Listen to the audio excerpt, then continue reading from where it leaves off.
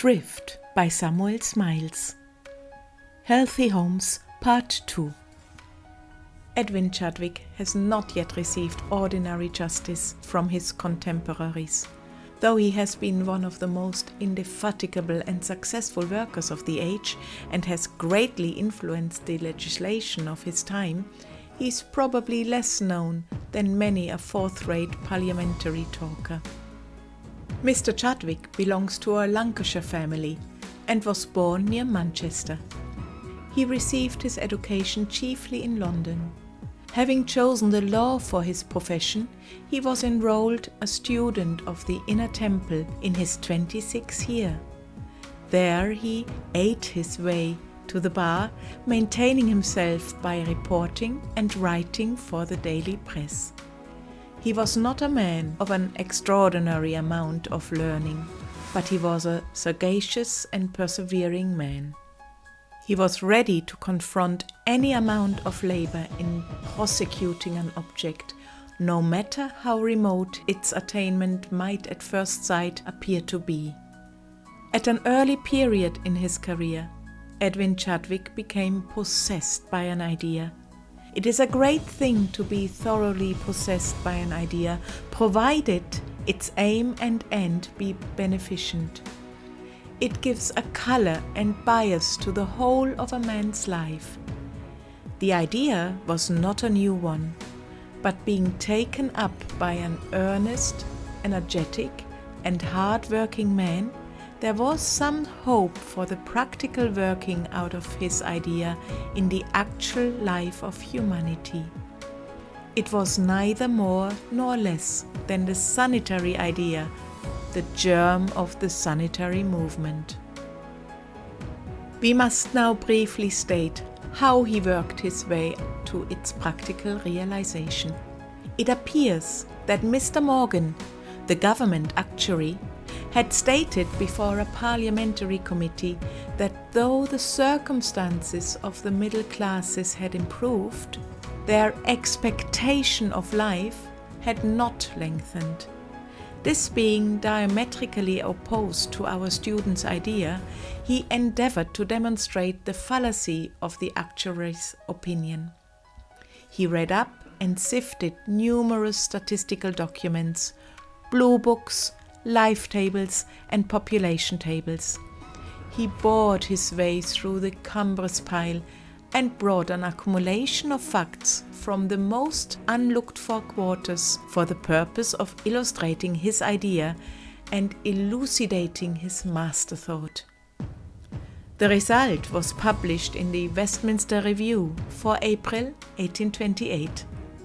Mr. Chadwick demonstrated by an immense array of facts and arguments that the circumstances which surround human beings must have an influence upon their health, that health must improve with an improvement of these circumstances, that many of the diseases and conditions unfavorable to human life were under man's control and capable of being removed, that the practice of vaccination, the diminution of hard drinking amongst the middle and upper classes, the increase of habits of cleanliness, the improvements in medical science, and the better construction of streets and houses must, according to all medical and popular experience, have contributed a priori to lengthen life, and these he proved by a citation of facts from numerous authentic sources.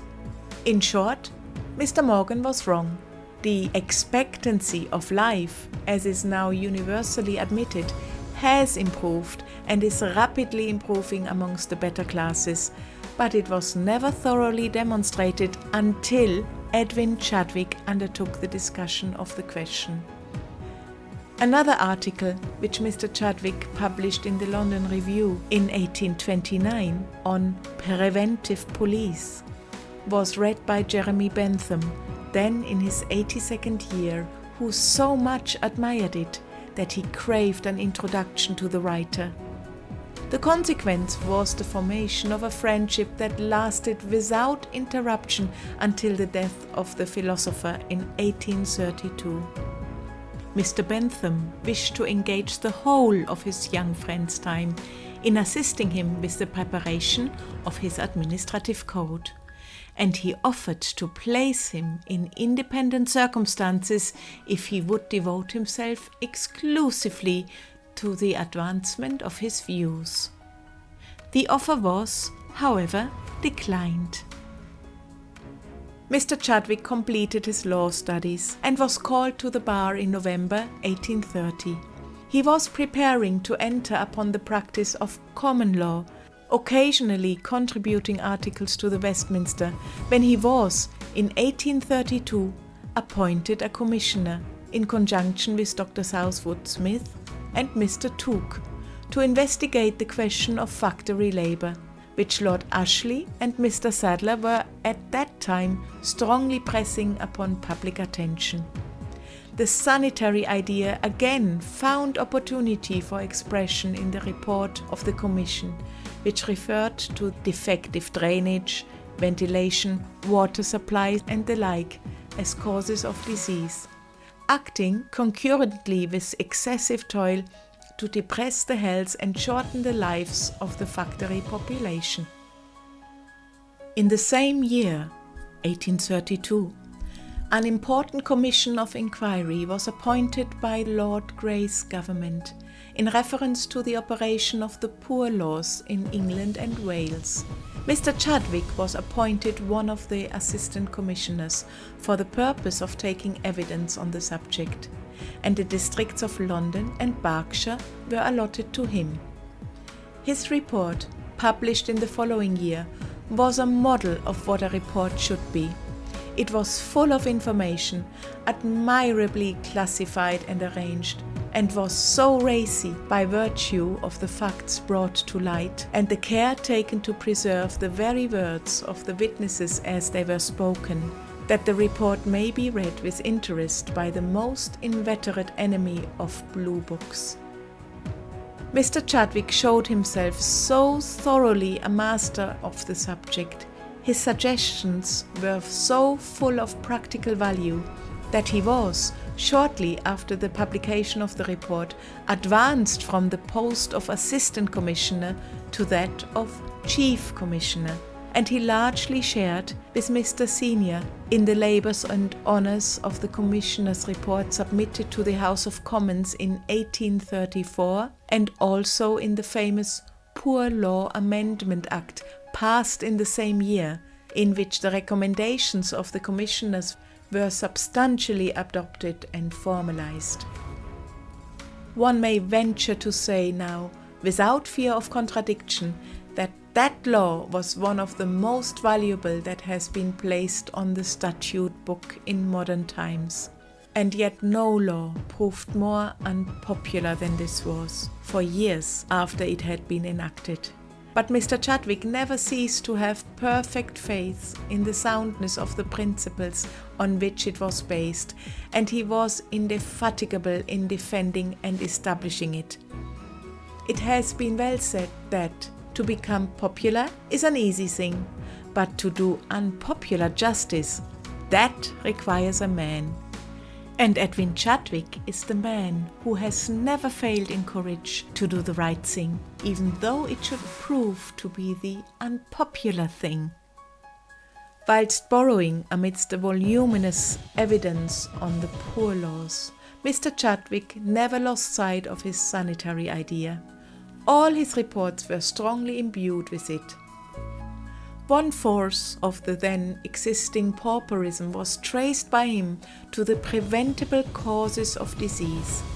His minute investigations into the condition of the labouring population and of the poorer classes generally gave him a thorough acquaintance with the physical evils that were preying upon the community, carrying them off by fevers, consumption, and cholera. And the sanitary idea took still firmer possession of his mind.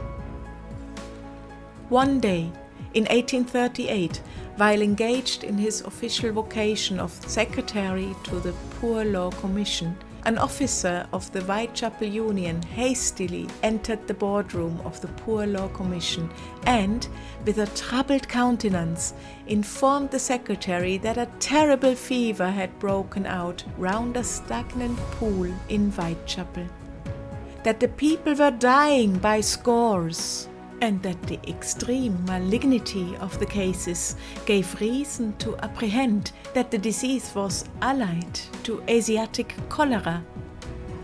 On hearing this, the board, at Mr. Chadwick's instance, immediately appointed Drs. Arnott, Kay, and Southwood Smith to investigate the causes of this alarming mortality and to report generally upon the sanitary condition of London. This inquiry at length ripened into the sanitary inquiry.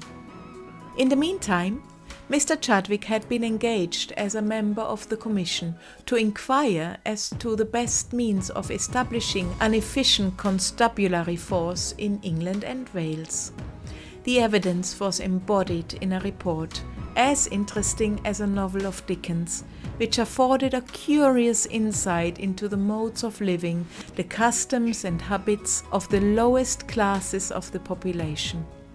When this question had been dismissed, Mr. Chadwick proceeded to devote himself almost exclusively to the great work of his life, the sanitary movement. The Bishop of London, in 1839, moved in the Lords that the inquiry which had been made at Mr. Chadwick's instance by Drs. Southwood Smith, Arnott and Kay into the sanitary state of the metropolis should be extended to the whole population, city, rural and manufacturing of England and Wales. Some residents in Edinburgh also petitioned that Scotland might be included, and accordingly, in August 1839, Lord John Russell addressed a letter to the Poor Law Board, authorizing them by royal command to extend to the whole of Great Britain the inquiry into preventable disease, which had already been begun with regard to the metropolis. The onerous task of setting on foot and superintending the inquiry throughout, of sifting the evidence and classifying and condensing it for the purposes of publication, devolved upon Mr. Chadwick. The first report on the health of towns was ready for publication in 1842. It ought to have appeared as the official report of the Poor Law Board, but as the commissioners, some of whom were at variance with Mr. Chadwick with respect to the new Poor Law, refused to assume the responsibility of a document that contained much that must necessarily offend many influential public bodies, Mr. Chadwick took the responsibility upon himself, and it was published as his report, which indeed it was, and accepted from him as such by the commissioners. The amount of dry, hard work encountered by Mr. Chadwick in the preparation of this and his other reports can scarcely be estimated, except by those who know anything of the labor involved in extracting from masses of evidence, written and printed, sent in from all parts of the empire, only the most striking results bearing upon the question in hand, and such as are deemed worthy of publication. The mountains of paper which Mr. Chadwick has thus bored through in his lifetime must have been immense, and could they now be presented before him in one pile, they would appall even his stout heart. The sensation excited throughout the country by the publication of Mr. Chadwick's sanitary report was immense. Such a revelation of the horrors lying concealed beneath the fair surface of our modern civilization had never before been published. But Mr. Chadwick had no idea of merely creating a sensation. He had an object in view, which he persistently pursued. The report was nothing unless its recommendations were speedily carried into effect. A sanitary party was formed, and the ministers, for the time being, aided by members of both sides in politics, became its influential leaders. A sanitary commission was appointed in 1844 to consider the whole question in its practical bearings. The commission published 2 reports with a view to legislation, but the free trade struggle interfered, and little was done for several years. Meanwhile, our sanitary reformer was occupied as a commissioner in inquiring into the condition of the metropolis. The commission published 3 reports in which the defective drainage, sewage and water supply of London were discussed in detail, and these have recently been followed by important acts of legislation. The sanitary idea at length had its triumph in the enactment of the Public Health Act of 1848 and the appointment of a General Board of Health, of which Mr. Chadwick was a member, to superintend its administration. Numerous supplemental measures have since been enacted with the view of carrying into practical effect the sanitary principles adopted by the board. Reports continue to be published from time to time, full of valuable information, for instance, in reference to the application of sewage water to agricultural purposes, on epidemic cholera, on quarantine, on drainage, on public lodging houses, and the like. The sanitary movement, in short, became a great fact, and that it is so, we have mainly to thank Edwin Chadwick, the missionary of the sanitary idea. It is true, he was eventually dismissed from his position of influence at the Board of Health, partly through spleen, but chiefly because of his own unaccommodating nature. Unaccommodating especially to petty local authorities and individual interests opposed to the public good. But with all thinking and impartial men, his character stands as high as it ever did. At all events, his works remain. We do not know a more striking instance than that presented by this gentleman's career of the large amount of good which a man strongly possessed by a beneficent idea can accomplish, provided he have only the force of purpose and perseverance to follow it up. Though Mr. Chadwick has not been an actual legislator, he has nevertheless been the mover of more wise measures than any legislator of our time. He created a public opinion in favor of sanitary reform. He has also impressed the minds of benevolent individuals with the necessity for providing improved dwellings for the people, and has thus been the indirect means of establishing the Peabody dwellings, the Baroness Coutts dwellings, and the various societies for erecting improved dwellings for the industrial classes. Edwin Chadwick has thus proved himself to be one of the most useful and practical of public benefactors. He deserves to be ranked with Clarkson or Howard. His labors have been equally salutary. Some will say that they have been much more so in their results. Sanitary science may be summed up in the one word: cleanliness. Pure water and pure air are its essentials. Wherever there is impurity, it must be washed away and got rid of. Thus, sanitary science is one of the simplest and most intelligible of all the branches of human knowledge. Perhaps it is because of this that, like most common things, it has continued to receive so little attention. Many still think that it requires no science at all to ventilate a chamber, to clean out a drain, and to keep house and person free from uncleanness. Sanitary science may be regarded as an unsavory subject. It deals with dirt and its expulsion from the skin, from the house, from the street, from the city. It is comprised in the words: Wherever there is dirt, get rid of it instantly, and with cleanliness let there be a copious supply of pure water and of pure air for the purposes of human health. Take, for instance, an unhealthy street or block of streets in a large town. There you find typhus fever constantly present. Cleanse and sewer the street, supply it with pure air and pure water, and fever is forthwith banished.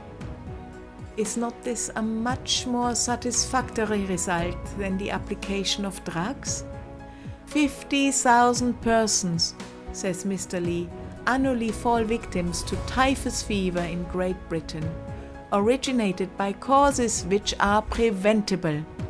The result is the same as if these 50,000 persons were annually taken out of their wretched dwellings and put to death. We are shocked by the news of a murder, by the loss of a single life by physical causes, and yet we hear, almost without a shudder, the reiterated statement of the loss of tens of thousands of lives yearly from physical causes in daily operation. The annual slaughter from preventable causes of typhus fever is double the amount of what was suffered by the Allied armies at the Battle of Waterloo. By neglect of the ascertained conditions of healthful living, the great mass of the people lose nearly half the natural period of their lives. Typhus, says a medical officer, is a curse which man inflicts upon himself by the neglect of sanitary arrangements. Mr. Chadwick affirmed that in the cellars of Liverpool, Manchester and Leeds he had seen amongst the operatives more vice, misery and degradation than those which, when detailed by Howard, had excited the sympathy of the world. The Irish poor sink into the unhealthy closes, lanes and back streets of large towns, and so frequent are the attacks of typhus among them that in some parts of the country the disease is known as the Irish fever. It is not merely the loss of life that is so frightful, there is also the moral death that is still more appalling in these unhealthy localities. Vice and crime consort with foul living. In these places, demoralization is a normal state. There is an absence of cleanliness, of decency, of decorum. The language used is polluting, and scenes of profligacy are of almost hourly occurrence, all tending to foster idleness, drunkenness, and vicious abandonment. Imagine such a moral atmosphere for women and children. The connection is close and intimate between physical and moral health, between domestic well-being and public happiness. The destructive influence of an unwholesome dwelling propagates a moral typhus worse than the plague itself, where the body is enfeebled by the depressing influences of vitiated air and bodily defilement. The mind, almost of necessity, takes the same low, unhealthy tone. Self-respect is lost. A stupid, inert, languid feeling overpowers the system. The character becomes depraved, and too often, eager to snatch even a momentary enjoyment, to feel the blood bounding in the veins, the miserable victim flies to the demon of strong drink for relief. Hence misery, infamy, shame, crime, and wretchedness. This neglect of the conditions of daily health is a frightfully costly thing. It costs the rich a great deal of money in the shape of poor rates for the support of widows made husbandless and children made fatherless by typhus. It costs them also a great deal in disease, for the fever often spreads from the dwellings of the poor into the homes of the rich, and carries away father, mother, or children. It costs a great deal in subscription to maintain dispensaries, infirmaries, houses of recovery, and asylums for the destitute. It costs the poor still more. It costs them their health, which is their only capital. In this is invested their all. If they lose it, their docket is struck, and they are bankrupt. How frightful is the neglect, whether it be on the part of society or of individuals, which robs the poor man of his health and makes his life a daily death. Why then is not sanitary science universally adopted and enforced? We fear it is mainly through indifference and laziness. The local authorities, municipalities and boards of guardians are so many Mrs. McLartys in their way. Like that dirty matron, they cannot be fudged. To remove the materials of disease requires industry, constant attention, and, what is far more serious, increased rates. The foul interests hold their ground and bid defiance to the attacks made upon them. Things did very well, they say, in the good old times. Why should they not do so now? When typhus or cholera breaks out, they tell us that nobody is to blame. That terrible nobody! How much he has to answer for! More mischief is done by nobody than by all the world besides. Nobody adulterates our food. Nobody poisons us with bad drink. Nobody supplies us with foul water. Nobody spreads fever in blind alleys and unswept lanes. Nobody leaves towns undrained. Nobody fills jails, penitentiaries, and convict stations. Nobody makes poachers, thieves, and drunkards. Nobody has a theory too, a dreadful theory. It is embodied in 2 words, laissez-faire, let alone. When people are poisoned by plaster of Paris mixed with flour, let alone is the remedy. When Cocculus indicus is used instead of hops and men die prematurely, it is easy to say, nobody did it. Let those who can find out when they are cheated. Caveat emptor. When people live in foul dwellings, let them alone. Let wretchedness do its work. Do not interfere with death. It matters nothing to me, said a rich man who heard of a poor woman and her sick child being driven forth from a town for begging.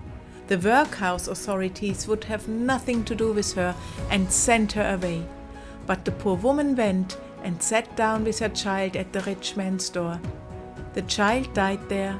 The contagion of typhus was wafted into the gilded saloon and the luxurious bedchamber, and the rich man's child fell a victim to the disease.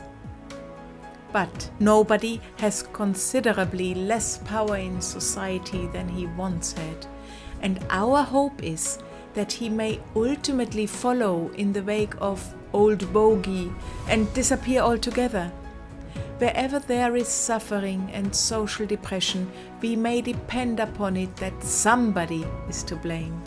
The responsibility rests somewhere, and if we allow it to remain, it rests with us.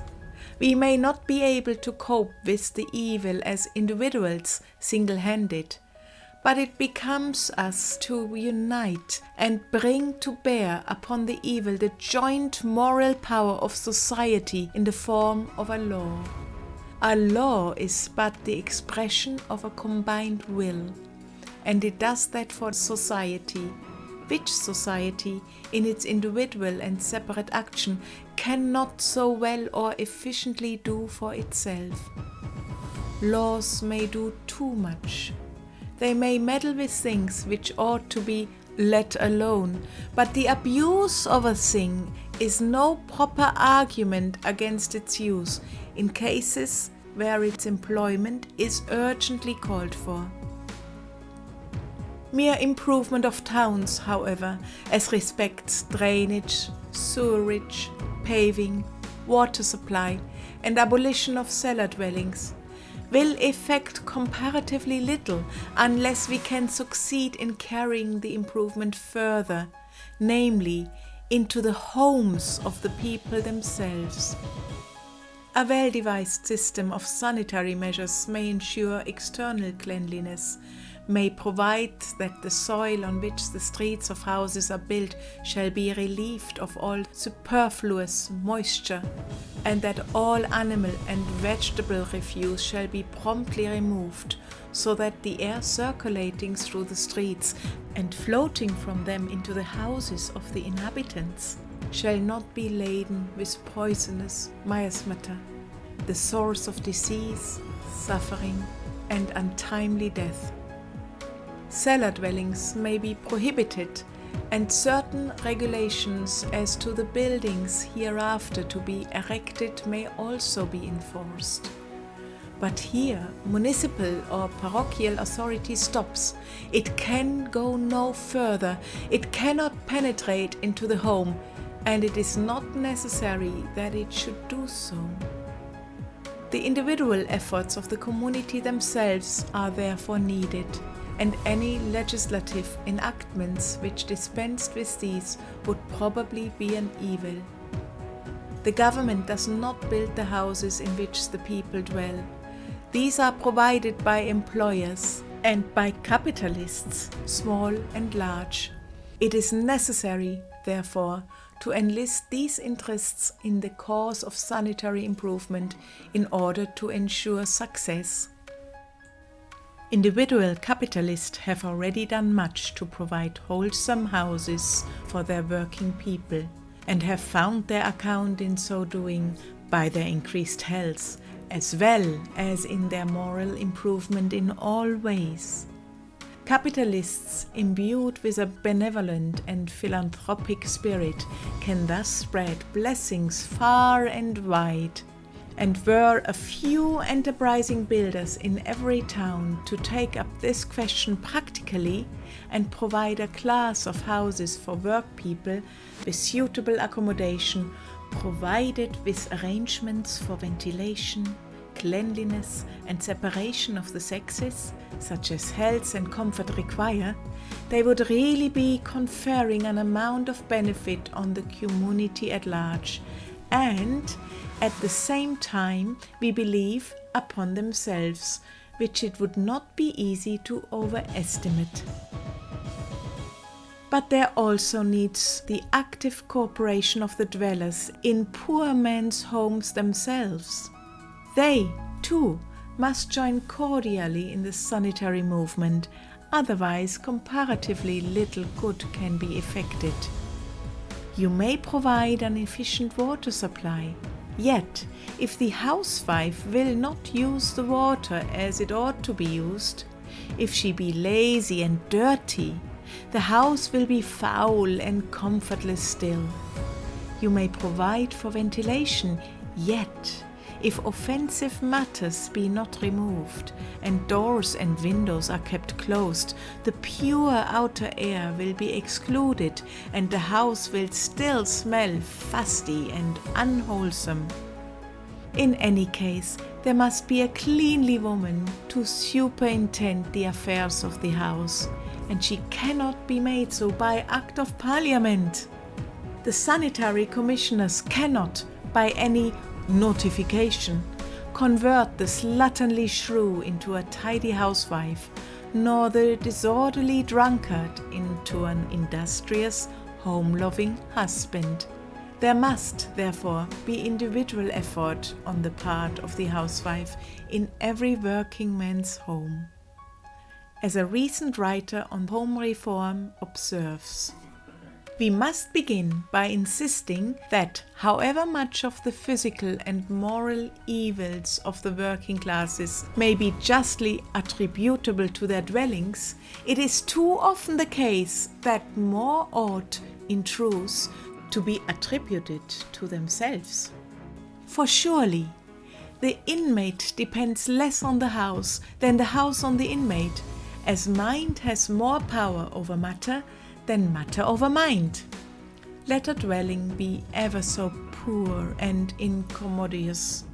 Yet a family with decent and cleanly habits will contrive to make the best of it and will take care that there shall be nothing offensive in it which they have power to remove.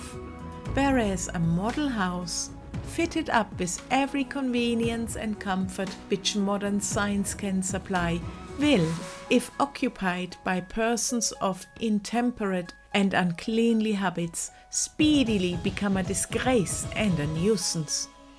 A sober, industrious and cleanly couple will impart an air of decency and respectability to the poorest dwelling, while the spendthrift, the drunkard, or the gambler will convert a palace into a scene of discomfort and disgust.